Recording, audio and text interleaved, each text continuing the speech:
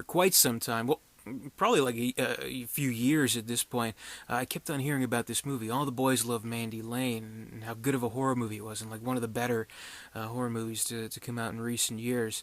Um, and it did have kind of one of those reputations of like, it's really good but you can't see it because it had some weird kind of like delay with its release. Like it was kind of put on the shelf for a while, and it was like released in Europe, but it never really made its way into North America until I think 2012, 2013, somewhere around there.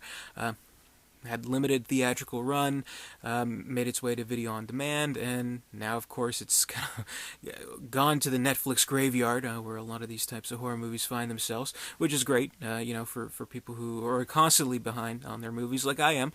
So I finally got a chance to watch this movie. So I had some thoughts on it. Should probably state right away, there's going to be spoilers in this review. It's hard to talk about it without really getting into spoilers, so fair warning. I intend to give away the major plot points of All the Boys Love Mandy Lane. Now, it stars Amber Heard in. Well, it's hard to tell because of the delay of the release, but it has to be, if not her first role, definitely one of her very early roles as Mandy Lane. And, she's kind of like this very attractive and sought after girl, but not really one of the popular girls in high school. She more kind of keeps to herself and her friend. She has kind of like this shady backstory where her parents are dead, and she just kind of keeps to herself, really. But everyone's kind of enamored to her, attracted to her, wants to get her to come into their parties and hang out with their social circles, things like that. And in the opening scene, we see like kind of the jock douchebags inviting her and her friend reluctantly to their party, and that's kind of where it all kind of gets shady. Her friend kind of coaxes the jock douchebag dude to drunkenly jump off the roof of his house and into his pool because, of course, that will somehow, I don't know, impress Mandy. It doesn't, and it doesn't end so well for him. But that kind of sets up a little bit of the mood, and I think that's a very important scene because it reminds us that there is something else going on here. That it is a horror movie. And there are sections, especially in the beginning when we're kind of getting to know the actual main characters of this movie, kind of lets us know that there's a little bit more underneath, because in those stretches it feels like almost kind of like I don't know, like a coming of age kind of movie. It has kind of that tone to it, except there are horror elements that kind of slowly but surely rear their head. And that's the thing. This movie is definitely a slow burn kind of movie. It takes its time to kind of build up the tension, build up a little bit of mystery, so that we kind of appropriately have the tone set. And I think that kind of tone, with kind of the again, for lack of a better phrase, is coming of age mixed with like basically like a slasher horror, but not really a slasher horror.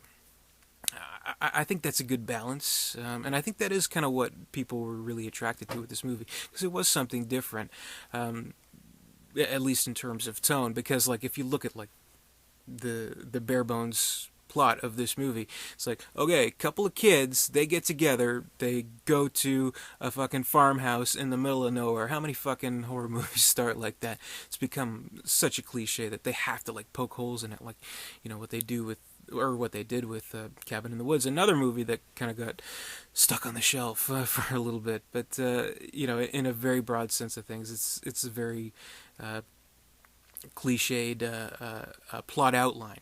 But there's specifics to it, and there are reveals that I think are very well done, and kind of make it something unique, which it is.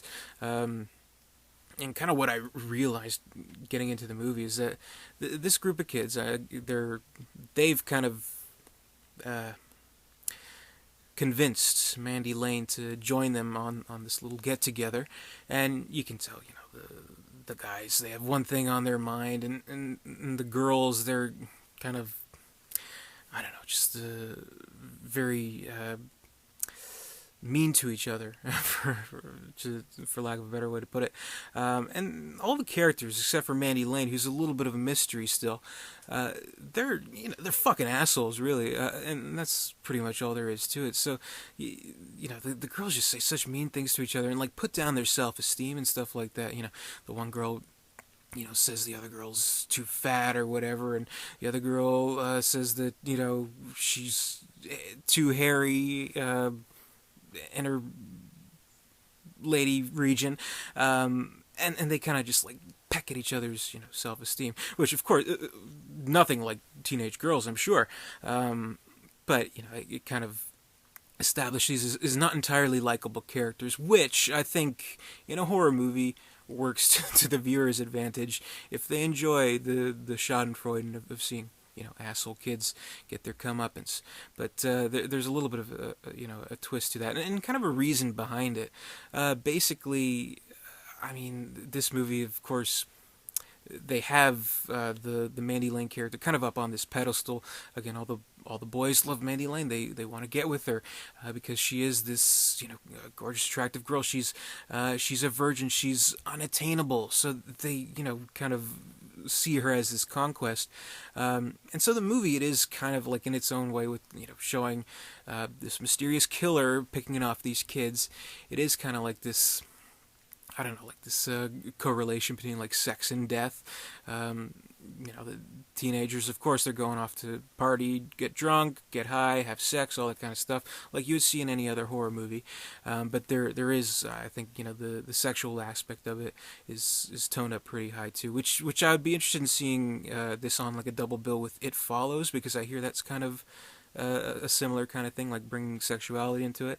But you kind of see like maybe it goes a little bit over the top to the point where, with its symbolism, where you see like in one scene the girl is, she's in literally in like one scene she's filleting the guy, then in the next scene she has a shotgun just like wrapped around her mouth wrapped around the shotgun, forcibly digging into her, and just horrific imagery there. But it does have some pretty brutal scenes, which also makes it stand out. I mean, in horror movies, it's so hard to make a good horror movie because you have to have all these factors into play. One, you have to have an original plot, or at least a twist on a tried and true type of plot, which I think this does. Two, you gotta have if you're going for that kind of thing, if you're going for like the blood and violence, you gotta make it stand out. You gotta make it kind of brutal, which I think this movie also does. And you got to have, a little bit of, keep ahead of the audience, I think, which this movie does. And in the way that it does it, I mean, first you kind of think, there's this whole kind of very obvious lead that we're supposed to follow, that we think, the ranch hand, the grizzled veteran is supposed to be the killer who's knocking off these kids. But you think, okay, that's too obvious. But then you kind of think, hey, that fucking kid from the beginning of the movie, he wants to get kind of like a revenge because Mandy Lane has left their kind of codependent relationship. So he's the one doing all that, and so I mean that would seem like a good enough twist, and they do reveal that. But the thing is, they reveal it with like 30 minutes to 40 minutes left in the movie. So you're beginning wondering like, okay, so what's going on here? And to see that kind of piteous character, like the high school outcast, taking revenge on the popular kids. There's something that doesn't quite sit well with that, because that you would think is primarily the motivation. With that, I mean, I could probably understand why maybe they delayed the release so much, because probably, for any kind of like a school shooting or anything like that may have occurred, the last thing they want to do is give a wide release to a movie that may, I mean, pretty much empathize with the deranged killer of classmates, basically. So I mean, that's kind of dangerous territory that they're going on there. But I think what they do in bringing it a step even further than that is that, okay, the big twist, the final reveal there, is that Mandy, she's in cahoots with them all along, or with him all along, I should say. So they've planned the whole thing to to take action and to brutally murder all these fucking kids. And so then you kind of begin to wonder what the motivation is. One, if it's just the kid acting alone, the guy acting alone, you can kind of think, okay, well, he's an outcast. He wants to kill them. So there's kind of a, maybe, I don't know, a problem there in kind of wondering what exactly the motivation is.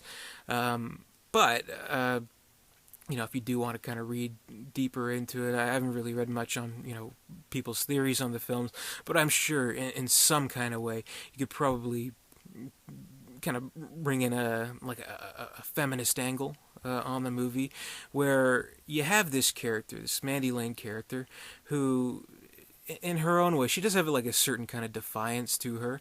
Like, she sees this group, this popular group of kids, where pretty much flat out saying, no, I'm not going to get along with the other girls, and I'm not going to play that kind of game where we're all shooting at each other's self-esteem, because that's just expected of us to do. I am not going to be the object of these men's lusts and be their goal, their conquest. And I owe nothing to this kid who has helped me do this. So there's some kind of, female empowerment kind of twisted angle to it that you could take. I mean, again, like, if a science fiction movie can, represent, some kind of social, uh, social issue or anything like that, in its own kind of way, then why can't horror movies? Even though this wouldn't necessarily say this is something that a teenage girl should do, obviously, but it's just meant to kind of symbolize that kind of, I don't know, struggle where maybe there is no reason needed to do that, no specific type of motive, which I don't think Mandy Lane has. So it all kind of unravels in that kind of way, and you don't really have to take it through that angle, but I think that might be kind of one theory that people would have about what exactly her motivations are, because if you look at it, if you step back from that mindset that I've kind of thought about, that may be what the character's supposed to represent, we have a character, a killer, with no real motive, which, what do they say in the Scream movies, motive is, in the past. Did they ever really decide why Hannibal Lecter liked to kill people? I don't think so. It's scarier without a motive. So, there's that too. And I think it does have some tense scenes. There's some good chase scene stuff and stuff like that. So I think it kind of all comes together in a movie that doesn't necessarily feel like a horror movie, but it has the violence of one, and it has, the tried and true staples of the youth and the vices and the sexuality and the murder and kind of the correlation between the two. And we have this character, essentially this protagonist, who turns out to be the villain of the film, if you want to call her a villain, who's had this plan all along. So it's kind of a devious kind of plan. The thing is, I think Amber Heard, with kind of like this quiet kind of reserve about her, I think she sells that, and I think she's really, really good in this movie.